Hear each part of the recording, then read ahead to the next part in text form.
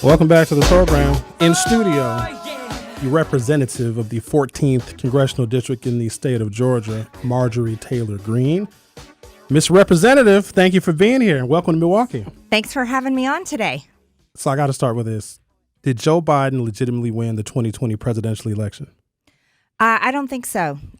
Being from Georgia, we witnessed a lot of election fraud, and I can give you a very personal example. My ex-husband showed up to vote in November for the general election, and they told him he'd already voted by absentee ballot, and he had not. He never filled out a form to request one, never received an absentee ballot, never filled one out, never turned one in.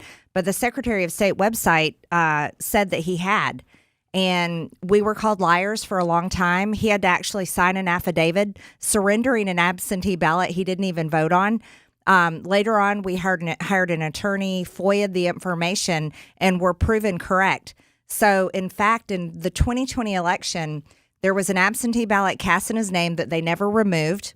And then he also cast a ballot in person. So, yeah, there was all kinds of election fraud and all kinds of irregularities. And so for me, seeing it firsthand and talking to so many people, no, I don't believe Joe Biden actually won. Do you think that the indictments against President Trump, it's 91 felonies now, do you think those are all fraudulent and or politically motivated? I believe they're politically motivated, and I believe they're wrong. And I'll tell you like this: most everyone I know are just regular people. I don't come from politics. I have a business background, construction, raised 3 kids. Everyone I know is seeing this for what it is. They know that when we had President Trump, gas was $1.75 in Georgia. They know now that gas bumps around $4 a gallon with Joe Biden. They know that Joe Biden has gotten filthy rich in office, and he's only been a politician his entire life. For 50 years, he's been in Washington. They know that President Trump has a legitimate business. You can see evidence of his businesses all over the world, but the Biden family doesn't. And they also know that they're watching the Department of Justice collude with state DAs to arrest President Trump when President Trump hasn't done anything wrong. And America's not going to stand for this. We never wanted communism in America, and we're seeing it today. If former President Trump asked you to be his running mate, would you accept? Wow, you're going in hard today. My people want to know, Representative. They want, if he asked you, Marjorie, I would like for you to join me on the ticket. Would you join him? That was a great impression, by the way. Appreciate it. I would definitely consider it. I'd be honored if he asked. But, I think that's a decision for President Trump and his team alone. And to tell you the truth, I'm really proud and honored to represent Georgia's 14th district. It's an incredible district with wonderful people. And I'm also very invested in the work that we're doing on the Oversight Committee right now with our investigations into the Biden crime family. The Biden crime family, that's an interesting one. Your thoughts on the former Vice President, Mike Pence, who is also running for president. Is he a traitor? I've never called Mike Pence a traitor. That's not something I would consider.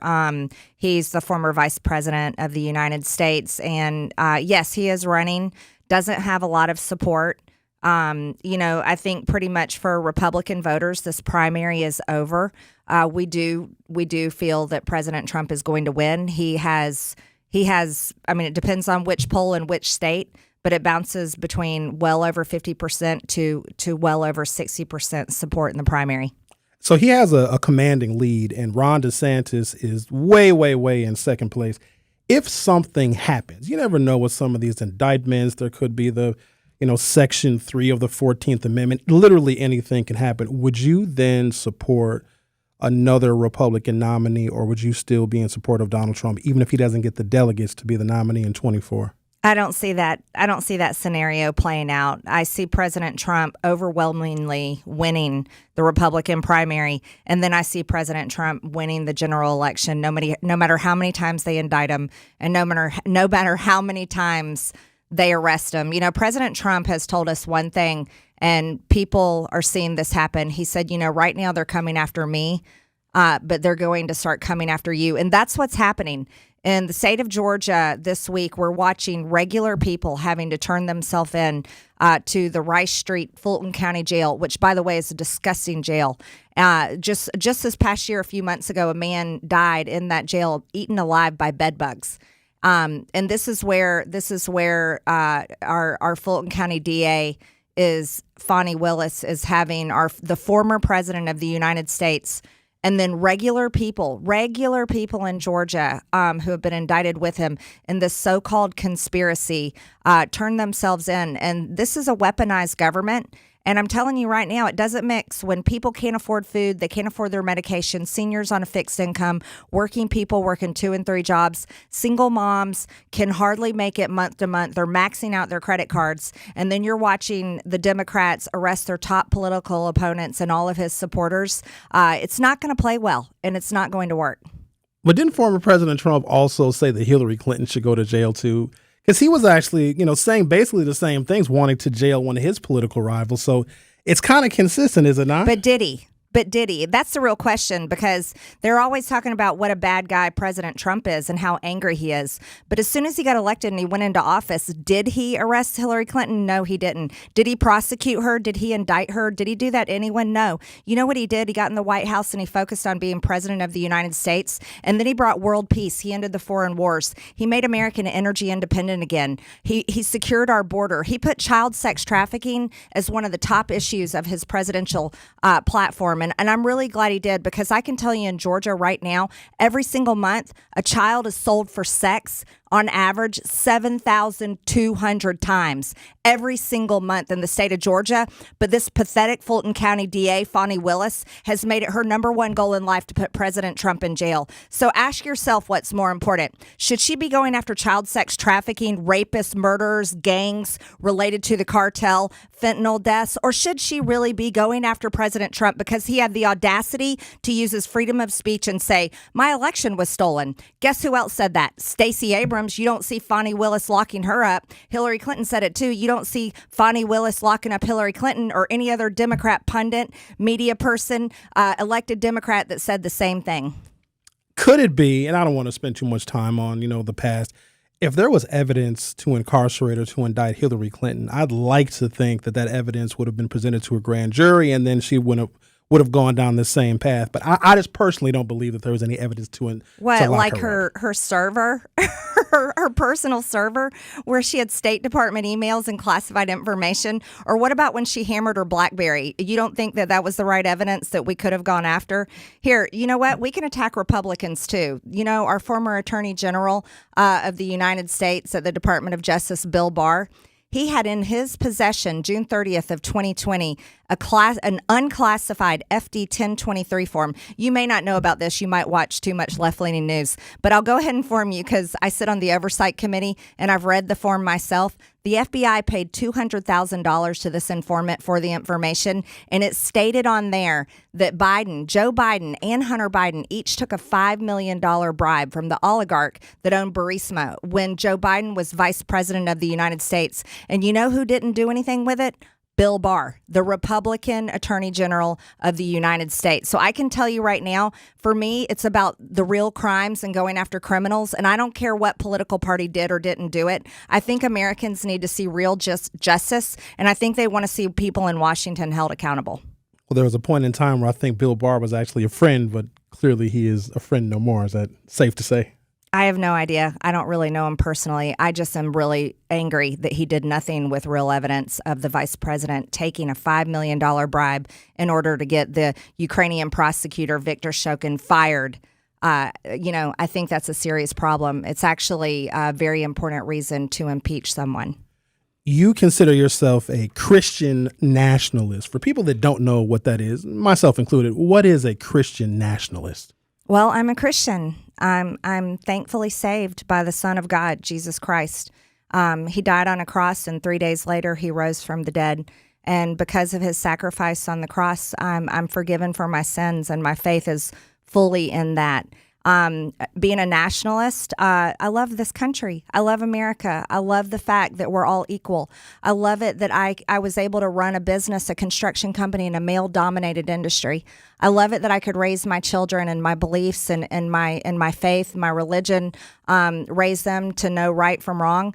I love the fact that I'm equal to men. At least I used to be, but now men are allowed in my bathroom just because they put a dress or a wig or put some lipstick on. They compete in our sports. So you know what? I really don't have equality anymore. But I love our country, and being a nationalist means I want all the tax dollars that everybody works so hard to earn and is forced to pay to the government by law. I want those tax dollars to serve Americans, like the people in Hawaii that only got a $700 one-time payment from Joe Biden while he's demanding that $24 billion go over to Ukraine.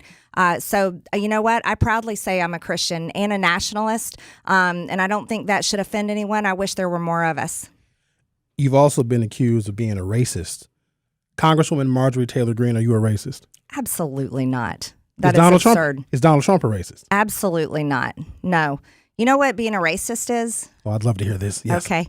It's making someone's skin color the most important thing about them. It's not looking at the person of who they are. It's not saying this person is equal no matter their skin color, but it's making decisions about that person, judging that person, saying this person has opportunities or doesn't have opportunities based on their skin color. But when you're not a racist, you don't make any decision about a person because of their skin color. You look at who the person is on the inside. You hire them based on their merits and their character. You give them opportunities on whether they fit the job qualifications or they don't. You allow them into a university if they're able to meet the actual requirements of the university. I think that racism is one of the worst things in our American history, and I'm very offended every time someone tries to call me that. If African Americans decided, you know what?